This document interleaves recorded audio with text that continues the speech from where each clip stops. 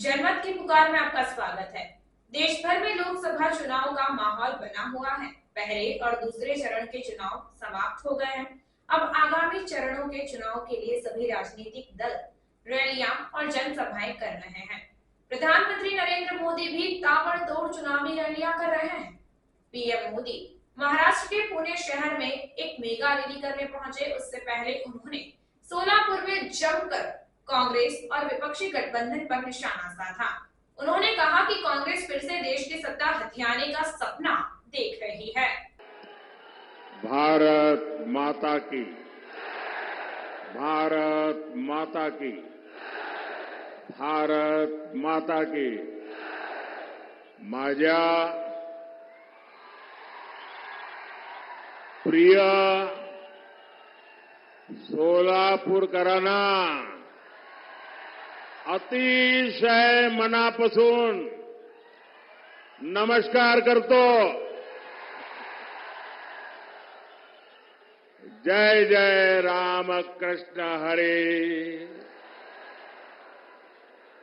सोलापूरचे ग्रामदैवत श्री सिद्धेश्वराच्या चरणी मी नतमस्तक होतो।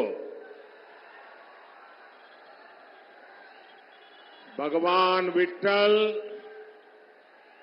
और जगतगुरु बसवेश्वरा की इस धरती का ये आशीर्वाद छत्रपति शिवाजी महाराज की धरती पर ये जन सैलाब, ये उत्साह साफ साफ बता रहा है। फिर एक बार, फिर एक बार, फिर एक बार। साथियों,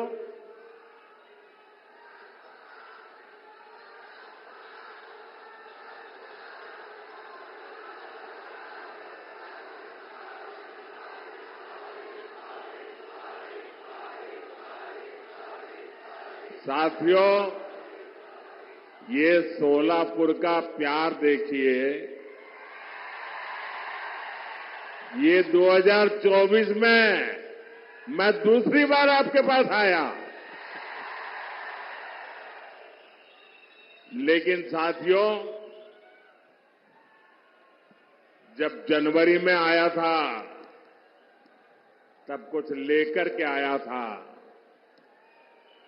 आपके हकों को पूरा करने के लिए आया था, कुछ देने के लिए आया था। लेकिन आज मैं आपसे कुछ मांगने के लिए आया हूं। और मांगने के लिए इसलिए आया हूं कि आगे मैं बहुत कुछ देना चाहता हूं। और मुझे धन दौलत नहीं चाहिए, मुझे यश कीर्ति नहीं चाहिए, मुझे आपके आशीर्वाद चाहिए। और मैं आपसे आशीर्वाद मांगने के लिए आया हूं। साथियों, इस चुनाव में आप अगले 5 वर्ष के लिए विकास की गारंटी को चुनेंगे। दूसरी ओर वो लोग हैं जिन्होंने 2014 से पहले देश को भ्रष्टाचार, आतंकवाद और कुशासन के गर्त में धकेल दिया था। अपने कलंकित इतिहास के बाद भी कांग्रेस फिर से देश की सत्ता हथियाने का सपना देख रही है। इन्हें अंदाजा ही नहीं कि पहले 2 चरण के चुनाव में ही इंडी अगाड़ी का डिब्बा गोल हो चुका है। भाइयों बहनों, एक और आपका ये सेवक मोदी सर झुका करके आपके पास आता रहता है। आपने 10 साल तक मोदी को परखा है, उसके एक एक कदम को देखा है, उसके एक एक शब्द को नापा है। आप मोदी को भली भांति जानते हैं। दूसरी ओर इंडी अगाड़ी में नेता के नाम पर महायुद्ध चल रहा है। अब मुझे बताइए भाई, इतना बड़ा देश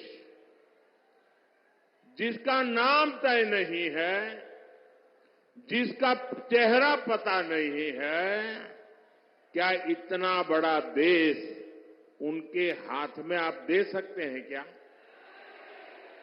कोई गलती से भी दे सकता है क्या?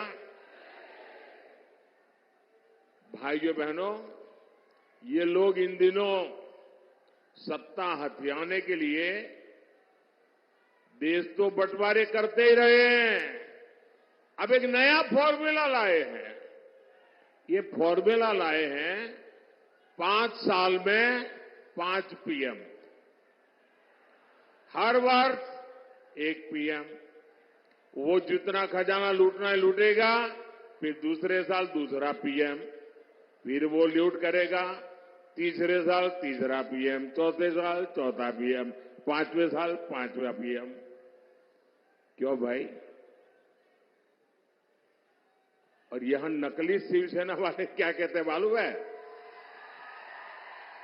ये नकली शिवसेना वाले तो कह रहे हैं कि उनके यहां तो पार्टी में पीएम पद के लिए ढेर सारे लोग हैं। और उनके एक बड़बोले नेता ने तो कह दिया, हम 1 साल में 4 पीएम बनाए तो उसमें भी क्या जाता है। आप मुझे बताइए, 5 साल 5 पीएम जैसे फॉर्मूला से इतना बड़ा देश चल सकता है क्या? जरा मन से बताइए ना, मुझे पता चले, चल सकता है क्या? कभी भी उस दिशा में हम जा सकते हैं क्या? नहीं चल सकता ना। लेकिन उन्हें अब यही एक रास्ता बचा है सत्ता हथियाने का, क्योंकि उन्हें देश नहीं चलाना है, उन्हें आपके भविष्य की चिंता नहीं है, उन्हें तो मलाई खानी है, मलाई। भाइयों और बहनों, ये हमारा महाराष्ट्र सामाजिक न्याय की धरती है। इस धरती ने ज्योतिबा फुले, सावित्रीबाई फुले, बाबा साहब आंबेडकर के रूप में ऐसी महान संतानें दी हैं जिन्होंने समाज के सबसे कमजोर वर्गों को ताकत दी, प्रेरणा दी। आपने कांग्रेस के 60 साल का शासन भी देखा है और आपने मोदी के 10 साल का सेवा काल भी देखा है। पिछले 10 वर्षों में सामाजिक न्याय के लिए जितना काम हुआ, उतना आजादी के बाद इसके पहले कभी नहीं हुआ था। भाइयों और बहनों, कांग्रेस ने अपने 60 वर्षों में जो उनको सत्ता भोगने का अवसर मिला था, एससी, एसटी, ओबीसी वर्ग के हर हक को रोकने का निरंतर प्रयास किया। और उसके पीछे उनकी फिलॉसफी थी। उनकी फिलॉसफी ये थी कि इनको ऐसे ही रहने दो ताकि वो हमारे आश्रित रहे और जब चाहे तब हम उनसे जो वोट चाहिए वो लेते रहे। जानबूझकर के ऐसा किया। लेकिन मोदी का तो आपका दिल का नाता है, दिल का। और इसलिए 10 वर्षों में हमने सच्चे सामाजिक न्याय पर अभूतपूर्व बल दिया है। और मैंने एक बार कहा था सोलापुर में, मेरे यहां अहमदाबाद में जो मिल मजदूर थे उसमें हमारे पद्मशाली समाज के लोग बहुत थे। और कोई हफ्ता मेरे जीवन में ऐसा नहीं गया होगा कि मुझे किसी न किसी पद्मशाली परिवार ने भोजन न कराया हो। और एक प्रकार से मैं उनका नमक खा करके बड़ा हुआ हूं। और आज मैं जो गरीबों की सेवा कर रहा हूं ना, मैं उनका कर्ज चुका रहा हूं। हमने ओबीसी कमीशन को संवैधानिक दर्जा दिया। मेडिकल की परीक्षा में ओबीसी आरक्षण लागू किया। ये भाजपा है जिसने एससी, एसटी के आरक्षण में जो पॉलिटिकल आरक्षण होता है वो हर 10 साल में बढ़ाना होता है।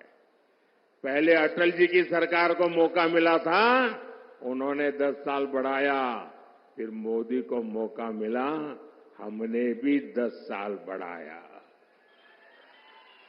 हमने किसी का भी हक छीने बिना, न दलित का हक छीना, न आदिवासी का हक छीना, न ओबीसी का हक छीना, लेकिन सामाजिक न्याय के उत्तम व्यवहार को लेते हुए हमने जो सामान्य वर्ग के गरीब लोग हैं, उन सामान्य वर्ग के गरीब लोगों को न्याय देने के लिए 10% आरक्षण उनको भी दिया।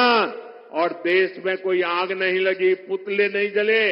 इतना ही नहीं, इस देश के सभी दलित नेताओं ने उसका भरपूर जोश स्वागत किया।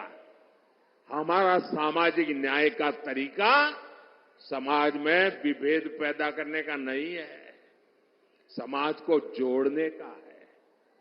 आज देखिए, मेडिकल की, इंजीनियरिंग की पढ़ाई में हमने एक बड़ा क्रांतिकारी निर्णय किया है।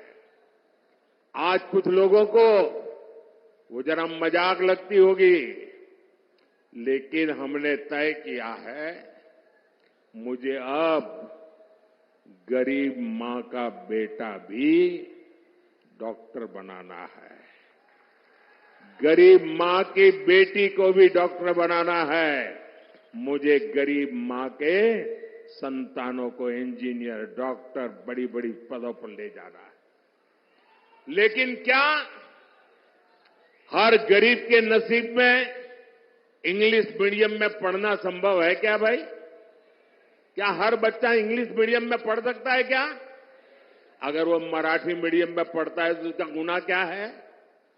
ये ऐसे लोग सरकार चलाते थे।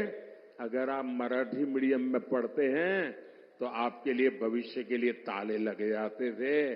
मोदी ने सामाजिक न्याय के लिए कह दिया, अब डॉक्टर बनना है तो भी मराठी भाषा में बन सकते हो, इंजीनियर बनना है तो भी मराठी भाषा में बनकर सकते हो, अंग्रेजी नहीं आएगी तो भी आप देश चला सकते हो। भाइयों बहनों, ये मोदी का सपना है। साथियों, कांग्रेस कभी नहीं चाहती थी कि देश में दलित, आदिवासी और ओबीसी लीडरशिप देश का नेतृत्व करे। ये वही कांग्रेस है जिसने डॉक्टर बाबा साहब आम्बेडकर से लेकर के बाबू जगजीवन राम जी तक हर दलित नेता का अपमान किया।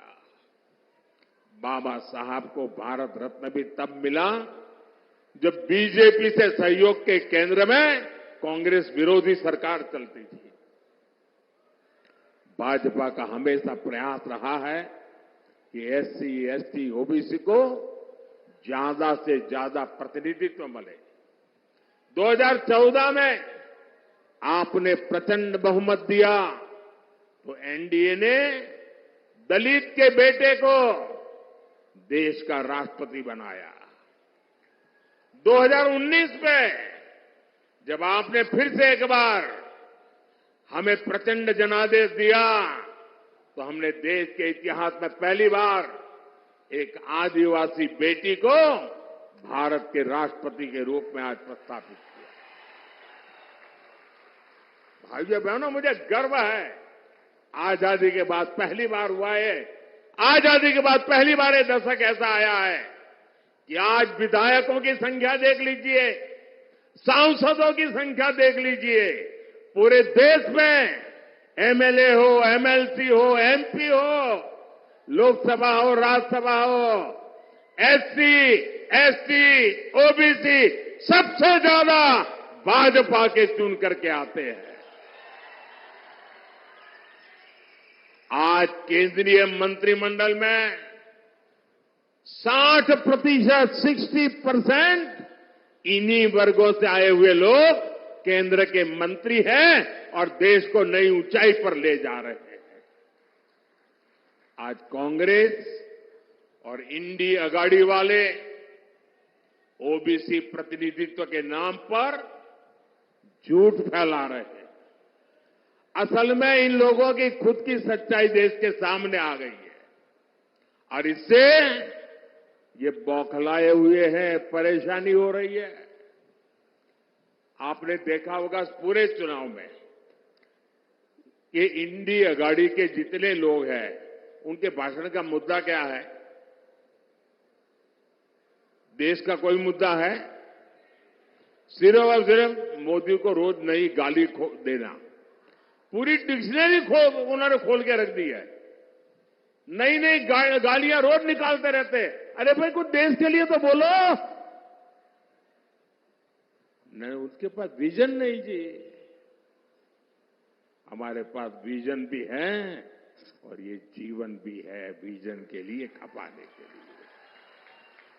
साथियों, दशकों तक कांग्रेस ने एससी, एसटी, ओबीसी के साथ जिस तरह से विश्वासघात किया उससे ये सभी कांग्रेस और इंडी अगाड़ी से पूरी तरह छिटक चुके हैं।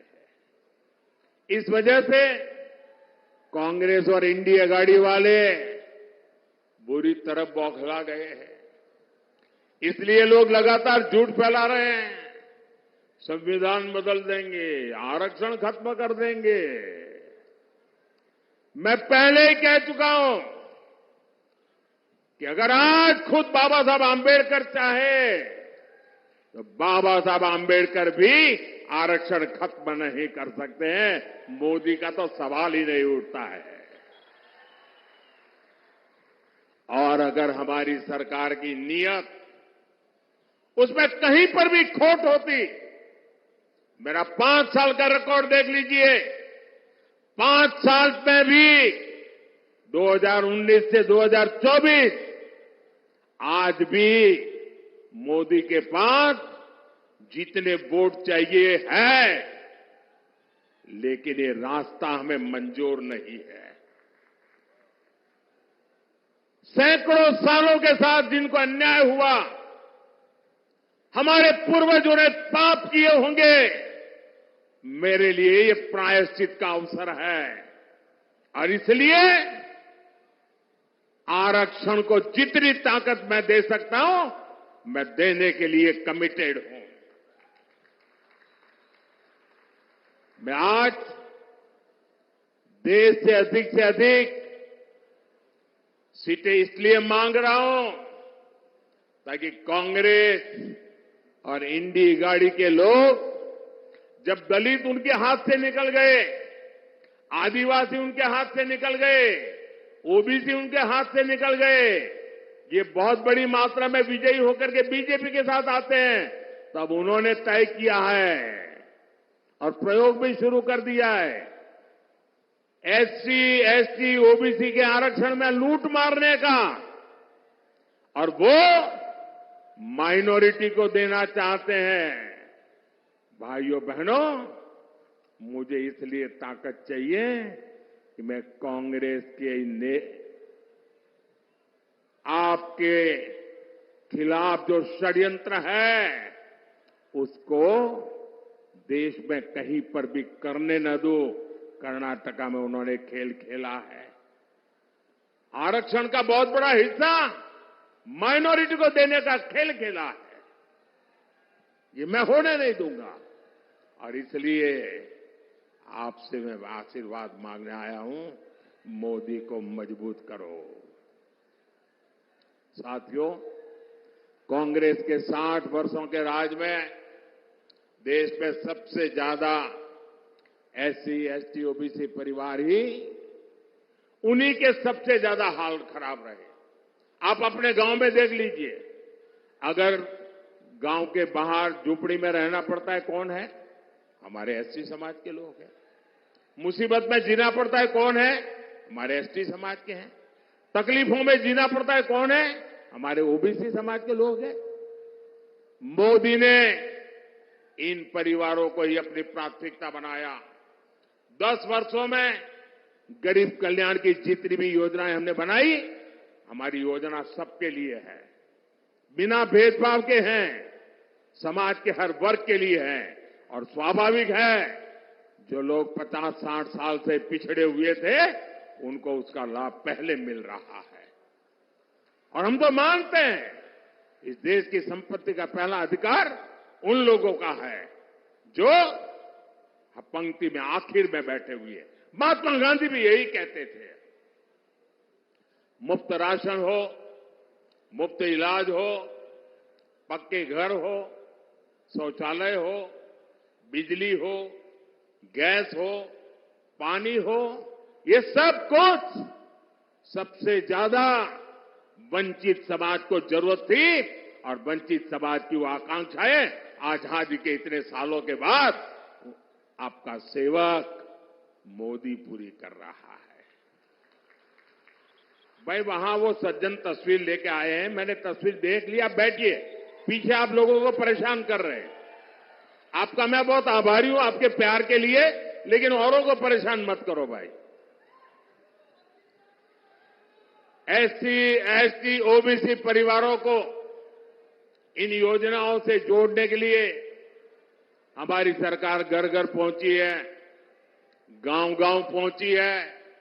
साथियों, कांग्रेस ने 100 से ज्यादा देश के जिलों को ही पिछड़े घोषित करके उनको अपने हाल पर छोड़ दिया था। इन जिलों में सबसे ज्यादा एससी और एसटी परिवार के लोग रहते हैं।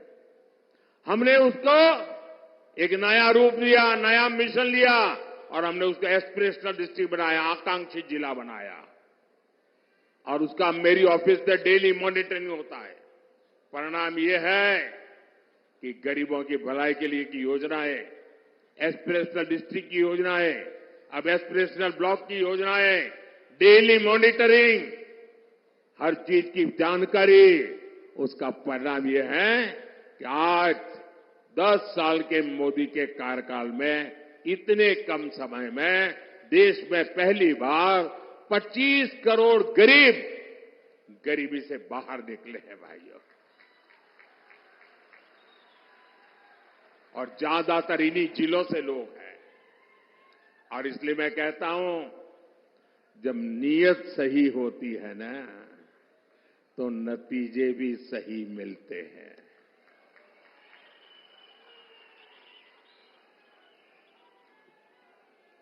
साथियों, भाजपा का सामाजिक न्याय का एक और उदाहरण वाइब्रेंट विलेज प्रोग्राम भी है। अगर मोदी की नजर कांग्रेस की तरह सिर्फ वोट बैंक पर होती तो सीमा के जो गांव है, जिनको ये लोग आखिरी गांव कहते थे, मैं उनको सबसे पहले कहता हूं गांव। दुनिया के किसी को देश को एंट्री होना है ना, सूरज की पहली किरण भी वहीं आती है जी, और सूरज डूबता है तो आखिरी किरण भी वहीं से आती है। गांव के लिए वाइब्रेंट विलेज प्रोग्राम क्यों चलता है? वहां तो वोटर ही नहीं है, इन्हें वोटर है। लेकिन मेरे लिए वोटर मायने बाद में रखता है, पहले वो मेरे देश का नागरिक है। मेरे देश का 140 करोड़ नागरिक में से एक है वो मेरी सीमा का प्रहरी है। अगर मोदी की नजर कांग्रेस की तरफ सिर्फ वोट बैंक पर होती तो 24,000 करोड़ रुपए की पीएम जनमन योजना बना करके आदिवासियों में भी जो सबसे पिछड़ी जनजातियां हैं उनके लिए अलग से योजना न बनाता और उनके कल्याण के लिए काम न करता। ये वोटर ज्यादा नहीं है, संख्या कम है, लेकिन मेरे देश के आखिरी व्यक्ति को भी मैं मजबूत बनाना चाहता हूं। हमने विश्वकर्मा योजना लाए, जिनके हाथों में सामर्थ्य है, जिनकी उंगलियों में सामर्थ्य है, ऐसे देश में लाखों लोग हैं। ऐसे मेरे विश्वकर्मा साथी एससी समाज में, एसटी समाज में, ज्यादातर ओबीसी समाज है। 60 साल में कांग्रेस ने कभी पूछा नहीं। मोदी ने पहली बार इन साथियों के लिए 13,000 करोड़ रुपए की पीएम विश्वकर्मा योजना बनाई है। भाइयों और बहनों, गरीब कल्याण की इन योजनाओं का सबसे अधिक लाभ एससी, एसटी, ओबीसी परिवार की हमारी माताओं बहनों को हुआ है। शौचालय के अभाव में, सैनिटरी पैड के अभाव में ज्यादातर हमारी बेटियां स्कूल छोड़ देती थी। अब मोदी ने यह समस्या दूर कर दी है। बिना गारंटी के मुद्रा लोन पाने वाले 50% से ज्यादा लाभार्थी एससी, एसटी, ओबीसी है। इनमें से 70% लोन हमारी माताओं बहनों को मिला है। ये जो हमारी खादी है ना, खादी स्वतंत्रता आंदोलन की निशानी है। और तो मैं तो कहता हूं, आजादी के पहले लोग कहते थे और आजादी के बाद क्या, तो मैं तो एक वाक्य में कहता हूं, पहले khadi for nation, now khadi for fashion. Congress ने तो उस खादी को भी बर्बाद कर दिया था। खादी के काम में भी बड़ी संख्या में हमारे यही समाज के लोग हैं जो अति वंचित लोग हैं। मोदी ने खादी को फिर से जीवंत कर दिया। साथियों, कांग्रेस ने तो बाबा साहब के संविधान को जम्मू कश्मीर में लागू नहीं होने दिया था। आर्टिकल 370 बनाकर कांग्रेस ने देश के संविधान का अपमान किया था। एनडीए सरकार ने, मोदी ने 370 हटाई तो सामाजिक न्याय का अधिकार जम्मू कश्मीर में हमारे जो लोग हैं उनको मिला। पहली बार उनको एससी, एसटी, ओबीसी और महिलाओं को वहां अधिकार मिला है, उनको आरक्षण मिला है। भाइयों बहनों, ये है सामाजिक न्याय का मोदी का ट्रैक रिकॉर्ड। इसलिए पूरी इंडिया आघाड़ी बौखलाई हुई है। साथियों, सामाजिक न्याय का एक और तरीका आधुनिक इंफ्रास्ट्रक्चर का निर्माण भी है। कांग्रेस ने बरसों तक गांवों और शहरों में खाई बनाकर रखी, कुछ ही शहरों के विकास पर फोकस किया। एनडीए सरकार देश के हर कोने के विकास के लेकर प्रतिबद्ध है। एक क्षेत्र पंढरपुर यात्रा से जुड़े श्रद्धालुओं का तीर्थ है। यहां तो तुलजा भवानी ने छत्रपति शिवाजी महाराज को अपना आशीर्वाद दिया था। 10 साल में हमने पंढरपुर की रेलवे कनेक्टिविटी के लिए सैकड़ों करोड़ रुपए खर्च किए। पुणे फलटण रेल मार्ग जो 23 साल से अटका पड़ा था, हमने उसको पूरा कराया। हमने सोलापुर हैदराबाद, सोलापुर सांगली, सोलापुर बीजापुर ऐसे कई महामार्ग के काम शुरू किया। सोलापुर को तो महाराष्ट्र की पहली वंदे भारत ट्रेन भी मिली है। शक्तिपीठ महामार्ग से समुद्री महामार्ग जैसे हाईटेक सड़कों के काम भी हो रहे हैं। इन विकास कार्यों के कारण इस क्षेत्र में श्रद्धालुओं की संख्या में 4 गुना की बढ़ोतरी हुई है। अब हमारे वारकरी भाई बहनों के अलावा दूसरे राज्यों से भी बड़ी संख्या में श्रद्धालु आ रहे हैं। यहां युवाओं के लिए आस्था और पर्यटन से जुड़े नए अवसर बन रहे हैं। साथियों, आज महाराष्ट्र में एकनाथ शिंदे जी, देवेंद्र फडणवीस जी और अजित पवार जी की सरकार आपके लिए दिन रात मेहनत कर रही है। मेरा अनुरोध है, 7 मई को आप मेरे नौजवान साथी राम सतपुते जी को भारी संख्या में वोट दे। राम सतपुते जी सोलापुर के विकास के लिए एक मजबूत कड़ी बनकर के काम करेंगे।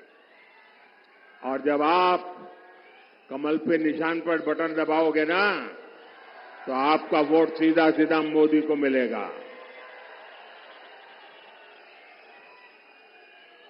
तो ज्यादा से ज्यादा मतदान कराओगे, हर पोलिंग बूथ जीतोगे, पुराने सारे रिकॉर्ड तोड़ोगे, जब मेरा एक और काम करोगे यहां से अपने परिचितों को जाकर के मिलना, उनके घर जाना, उनको कहिएगा कि मोदी जी सोलापुर आए थे, आपको प्रणाम भेजा है। मेरे प्रणाम पहुंचा देंगे। मेरे साथ बोलिए, भारत माता की, भारत माता की जय श्री राम, जय श्री राम। अगर आपने हमारा अभी तक चैनल सब्सक्राइब नहीं किया है तो कृपया चैनल सब्सक्राइब कर लें, लाइक करें, शेयर करें, कमेंट करें। तो मिलते हैं फिर किसी और खबरों के साथ। नमस्कार।